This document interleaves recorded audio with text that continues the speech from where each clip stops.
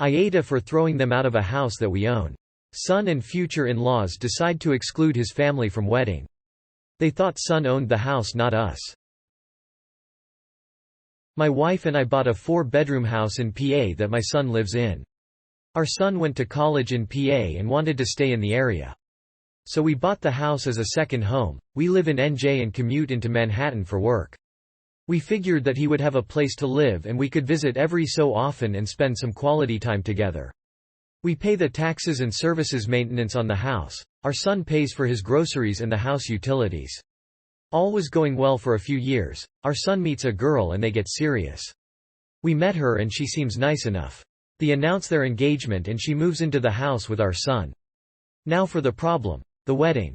We hold a little get-to-know-you barbecue at the PA house. My son and daughter are there, as are our son's fiancée and her parents and sisters. We all seem to be getting along well. My wife, daughter and the fiancé go into the house along with her mother and sisters and my son. A few minutes later my wife and daughter come out and are really upset. They come over and tell me we're leaving and driving back to NJ. I try to find out what happened. Once we get back to NJ and they calm down, they tell me that our son and his fiancée along with her family don't want us at the wedding. According to what I was told, we're not their kind of people. I was livid. I called my son and asked him WTH this was about. He tells me that her family feel that we are not good enough and will embarrass them at a family wedding and that we are all uninvited from the wedding.